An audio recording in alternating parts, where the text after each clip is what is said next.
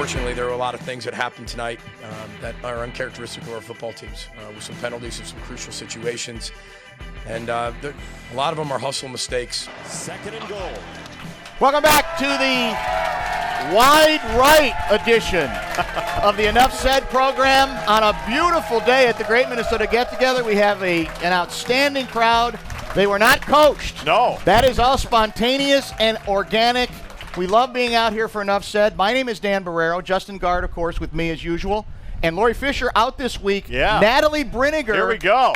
Our most valuable utility player, kind enough to join us for her first trip, I think, to the Great Minnesota Get-Together doing this show, right, Natalie? My big fair debut, yeah. I love the fair, though, so you know I'm happy to be here. Awesome. Well, good By to the have way, you. apologies to all of Lori Fisher's ex-boyfriends that are lined up behind us on Nelson. The line is to the grandstand with guys from Blaine, St. Cloud State, who knows where else.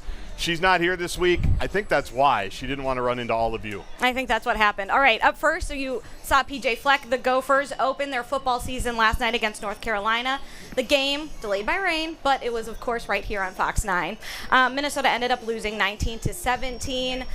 Dan, Justin, a sloppy game, lots of errors. It was, I think one of the comments from PJ was that, it was one of those games you didn't want to end.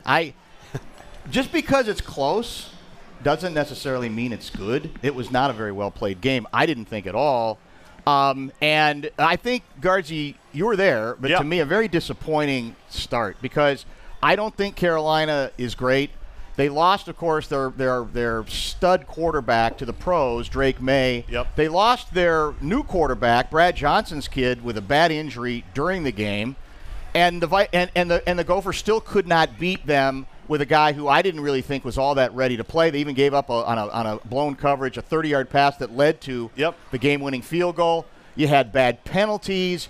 You had an offense that, to me, no matter what we think we're doing, that this is a new era, looked very much like the offenses we've seen before. And if I didn't know any better, I'd say, did Callie McManus really leave? Because it was, to me, it felt like the same kind of performance, except for a little bit of juice, obviously, at the end. Yeah, the juice at the end is what they have to draw on and hopefully move forward with. But disappointing is the word. Sloppy, as Natalie described it, was absolutely correct. It was the penalties. It was illegal formations on punts. That stuff is not supposed to happen. Well, defensive holding penalty kept the Carolina's touchdown drive hit, right? And that was early in the drive. That's when right. They were, I think, backed up. You think you got a strip sack. You think you got a little bit of momentum there. It was frustrating all around, and why it's doubly frustrating, at least from my view, is as we know, Vikings are about to start. Twins are going to be in the postseason here. Wolves and Wild are about to start. Like, you kind of lose the casual fan around here in Minnesota when you drop a game against a good Power 5 team. We'll see what North Carolina is. I don't know if they're great. Like you said, they have some quarterback issues as well.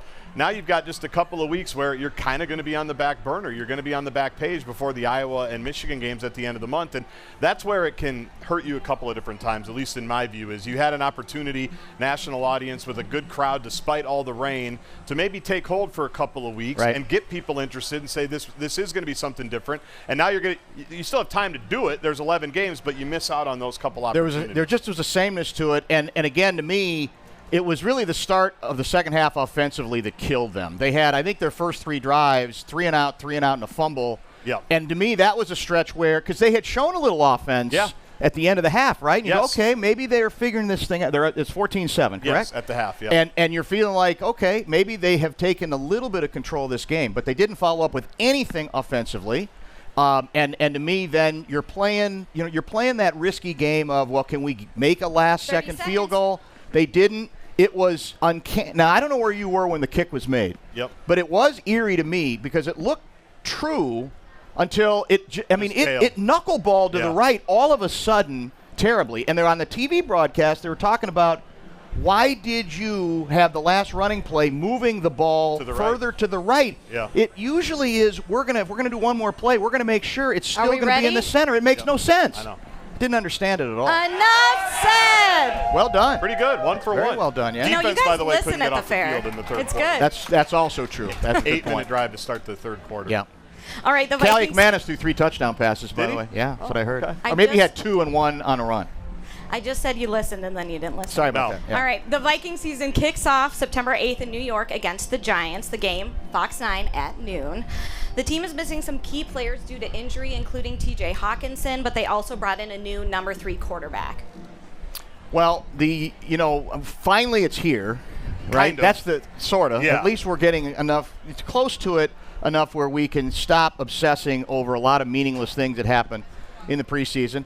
I'm not as obsessed as a lot of people are about who's going to be our number 3 running back. I understand Jones gets hurt a lot, but I think we worry about the wrong things. We still got to worry about the big things. And when you throw in that Addison may not be ready, Hawkinson's definitely not going to be ready, to me it's all the more and you have a new quarterback, even though he's got a little bit of pedigree, has really struggled in the league, right? He's trying to save his career. Right. So if you're the head coach, you have to commit to what you say you're going to commit. A more boring offense. I hate to say it. Hand the ball off to Aaron Jones. Get the ball to him in space. Don't be afraid to take the little play. Don't worry about whether all of your plays are on SportsCenter, right? Just try to get first downs. Take a little pressure off your QB. Take a little pressure off the fact that you don't have all your skilled people, at least at the start of the season. And to me, that's the key to this thing. If they can do those things and really commit to and have success on the ground and the short passing game, then I think maybe they can live to tell something after a really difficult first half of the schedule. Well, that's the key. Is we'll talk about in the 10 days leading up to this opener. This opener, not unlike the Gopher opener against North Carolina, feels massive. Yes. Because of the schedule after that. That includes, I think, Houston. That includes, I think, San Francisco. That obviously has Detroit. You've got Aaron Rodgers. Like, they're going to be underdogs probably in 7 of their first 8 games. 7 of the 8 first of their 8. first 9, something like that. You hate to put it all on one game, a home opener for the New York Giants, but the New York Giants are no good, right? I mean, their last good moment, except against us in the playoffs, was against the Vikings in that divisional round game a couple of years ago when the Vikings went 13-4 and lost the home game. So this first game, that's how their QB got his contract. He got paid. Daniel Jones loves us. Daniel Jones loves us. The Giants don't even like him, but they're stuck with him. They are, and that's why that first game feels weightier than it does. Now, it's the NFL. Weird things happen every week. I also want to see what this defense looks like, the revamped defense with B-Flow. Brought in some guys to his liking, it seems like, in the free agent market. Obviously, Dallas Turner is the rookie that we never talked about because J.J. McCarthy got all the headlines. So, to your point, if they can play that complimentary football and the defense is better than a year ago, maybe they can surprise some people here early. But that first game just feels weightier than a home opener. It shouldn't be, but you're right. I think it is. And, I mean, again, it's boring to discuss, but the head coach has been drilling down on it, so maybe he does understand it. They've been really good about not turning the ball over in the preseason. Can that translate? It doesn't have to, but it needs to be the message because that was a huge issue. All kinds of leakage last year because I think we were second worst in terms of turnovers in the league. Right. And the Vikings, whatever they are, they don't have that kind of margin for error. So that's two things. It's offense, not giving up the ball, and to your point, maybe it is you got some new interesting names defensively. Can they take the ball away, which they did a decent amount again. Second and third stringers in the preseason. Are we ready? We didn't even stop. We didn't even stop. Yeah, I mean, we're supposed to do it when we're still talking. We're pausing. Yeah. You guys know what to do now. That was the mistake, I think, yeah. All right, well, the Twins dropped to third in the American League Central. They lost all 3 games to the Braves this week. Now they start a new series at home this weekend against the Blue Jays. Don't we just need the postseason here? Yeah. I mean, this was a bad week for them. You're assuming we're going to be in it? Well, they have had Leads a bad down week, to 3. Right? I know. Well, and Boston. That's true. And Kansas City now is kind of surging. A lot of people think we're not going to win the division. That's all. That's the missed opportunity from the last couple of weeks, and we talked about it last week. It's kind of been the same discussion with the Twins all season long. Yeah. They're a decent team that has some good moments, that plays in a division that's not great, that has definitely gotten fat on the White Sox, who are chasing history. I think they need 12 victories to not set the record. Yeah, there's no chance they get 12 victories. No, in the next month, right? they're an immortality of badness of all time. Yeah. So all the teams in the division have benefited from having Chicago, but it's just that no one really wants to come up and take that final wild card spot, even though, as Dan mentioned, Boston now is kind of lurking. It's a weird thing to discuss that it's obvious they're in a really good spot to make the postseason. They're still dealing with some injuries. They're still dealing with trying to get people back. We don't know the status of when they're coming back or how good they're going to be. Trying to find a third and fourth pitcher if they need one. The bullpen has not been very good here recently either. So it's just kind of a weird conversation that seems ongoing that we've continued really since the first couple of weeks of the year. Well, as odd as this sounds, they've got their 2 best starters going this weekend. Is it Toronto? I think Toronto's in town. And, when you look at the rest of the rotation now, which is because of injury and other issues, not all that established, I think these guys, because this homestand's been a disaster so far. They right. just got swept by Atlanta. They need their two pitch. I mean, if they get swept this weekend or even lose 2 out of 3, could get ugly. Then you worry that it's starting to snowball because there is no reason to think Correa is back soon. None. No. Buxton maybe, but then you're back to, but what is he going to be? Right. I mean, the description of, well, his hip hurts him so bad that sometimes he just has to lay flat, and you're going, right. What are we doing here? And I know the feeling. Well, I know the feeling, but I'm not counting on to play center. I don't think so. Yeah. So, again, there's only one team that could pass them in terms of the wild card, it appears. Right. Now, I don't know how, what Boston has left in them, but I think now we even have to say it's not we can't assume they're going to make the postseason if they're heading to a stretch where they're going to continue to play as poorly as they did. Bad base running, actually, the third base coach, bad decision. Yep. Bad play in left field. Not a fundamentally sound team right now. Well, and all that stuff gets magnified when you are trying to – Yeah. They were, I think, obviously trying to catch Cleveland to win the division a couple of weeks ago. They let a couple go against them. They let a couple go the next week in Texas. And all those things have a cumulative effect a little bit. They thought you were profound with that last statement, obviously. I agree. Yeah. I think I really made a good point Well there. stated. A really good point.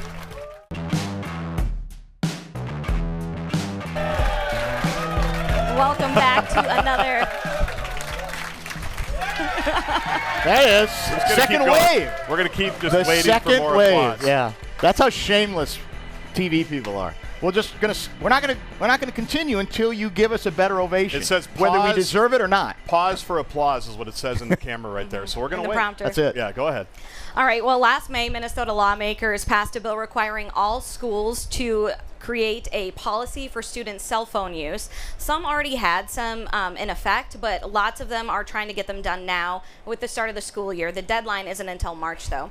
But if you have a child in school or you work in a school, cell phones can be such a huge distraction to learning. We've talked about this a lot on the radio and maybe on TV before, but I thought it'd be kind of good, given the timing, to have a back to school segment dedicated to my daughter Giovanzi, who's in the audience today. Talking directly to her. With her buddy Sarah. And I don't know. I haven't really talked to her much about this issue, but there's a part of me that says we're kidding ourselves thinking that we can create that kind of separation to something that's become an appendage to most of us, certainly including kids.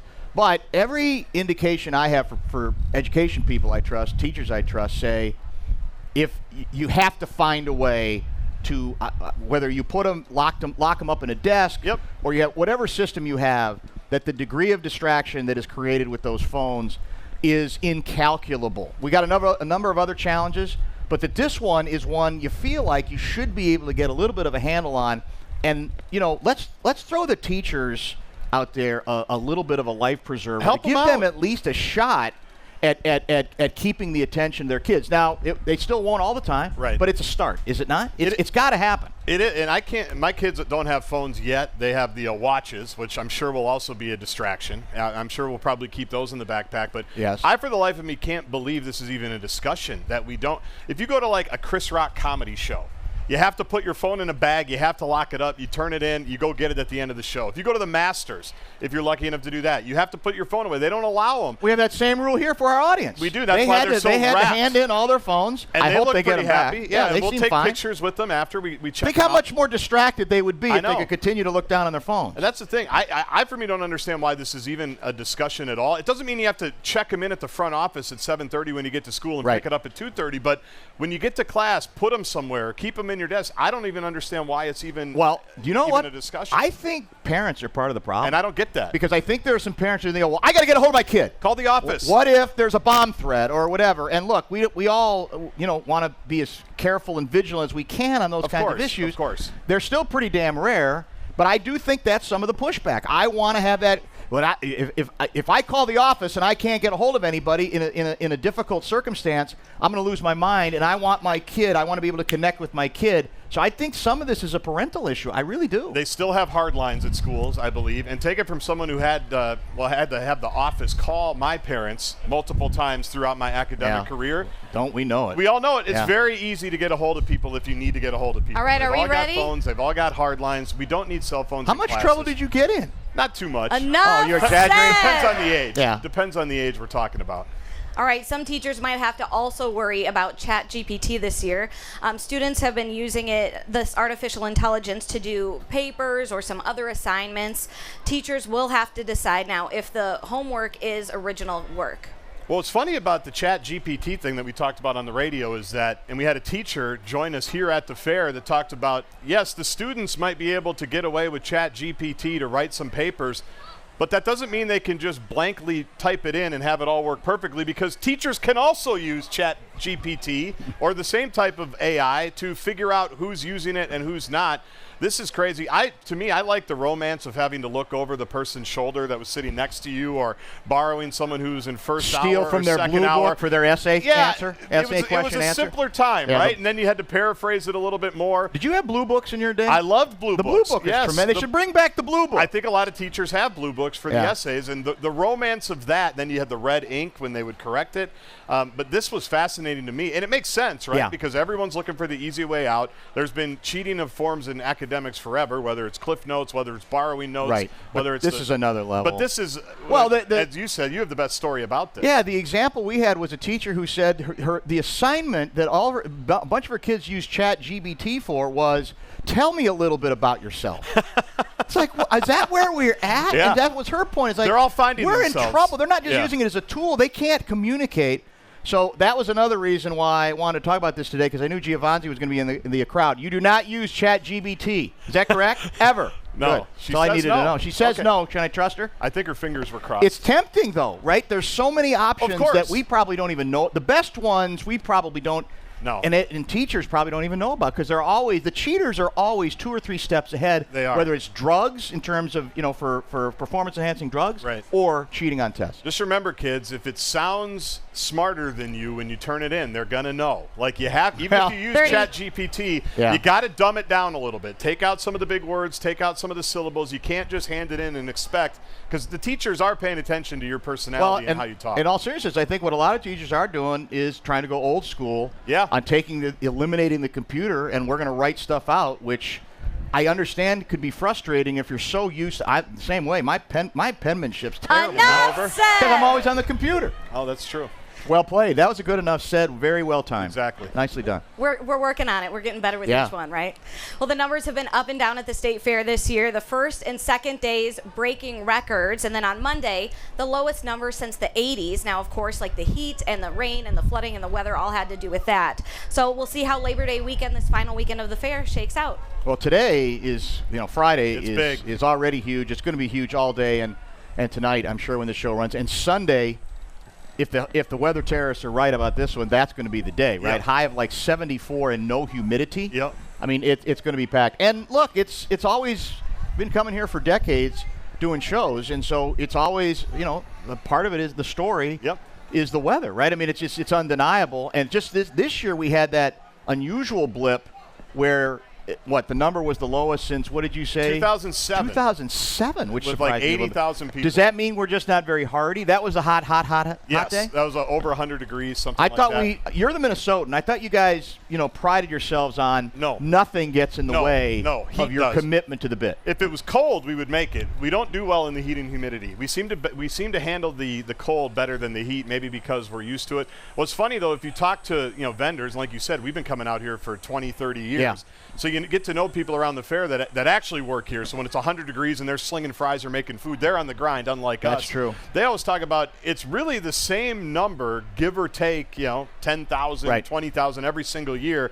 It's just when they come. That's true. And it is all weather dependent. And so everyone's expecting, if you haven't been to the fair yet, you might want to sneak it in a little bit later today, a little bit later tomorrow, maybe even Monday, when things tighten up a little bit. But generally, the same number of people usually come. We hit 2 million generally, correct? Or is it a little less than that? Right around there. Something in that like range. that. I was on a radio show in Arizona, and I tell people this, and they're confounded. Yeah. And it's one of those phenomenons, I really believe, that you can't completely appreciate or understand unless you're here. No. Seriously, I can't, because I didn't understand it when I got here.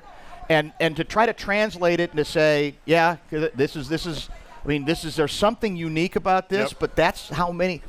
close to 2 million people. You're out of your mind just to go to the fair. But here it's real. I walked in with a couple of North Carolina fans today. Did you? Yeah. I just said, buckle up. That's it. Oh. You're not going to know what to expect. You're in for they're so giddy with the high I don't of the think victory, they slept. they won't even Yeah, do it. I don't think they slept. Probably true.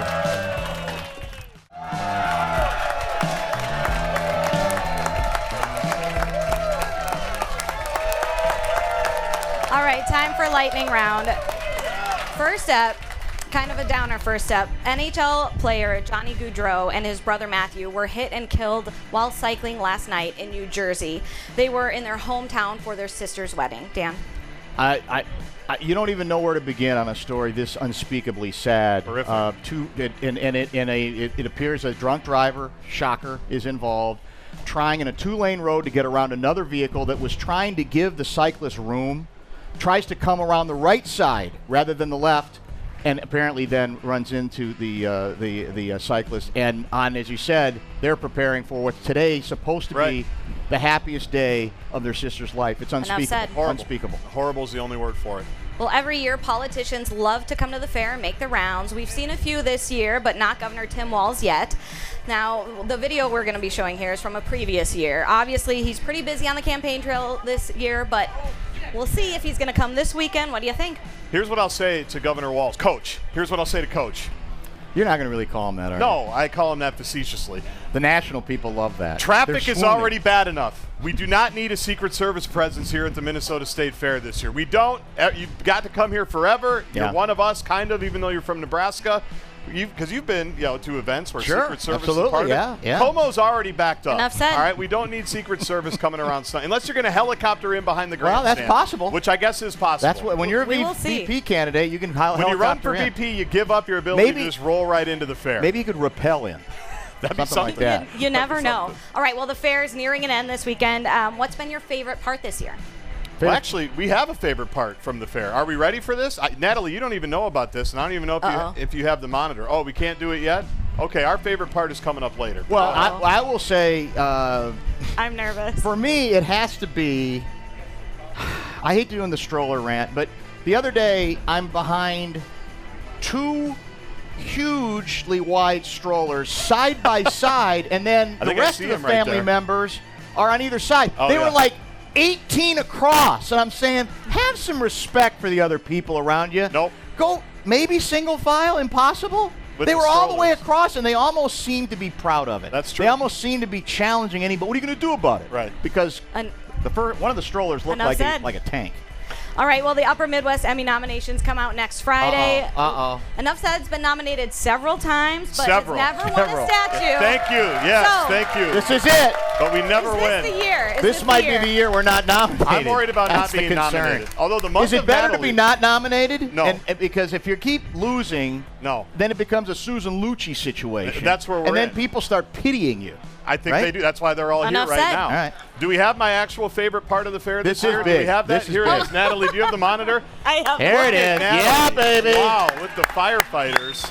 That might have been my favorite No part of the wonder year- Lori fair this Fisher's year. got My FOMO. goodness. I'm sorry, Ethan. You're a mother, Natalie. What are we doing with this now? That's I know. unbelievable. I texted it to Ethan right away. He knew. Is that I going to don't be your? believe Is that that. going to be your holiday card? New this profile year? pic. I like it. Yeah. Where are Never those know. firefighters, by the way? Just in case anybody else is We just interested gotta in go maybe down the thanking road them and for see their 'em, service. Right?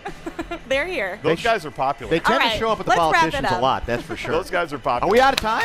We're out of guess. time. Thank you. Thanks, everybody, Thanks for for coming. coming. Appreciate it. Great crowd today. Awesome.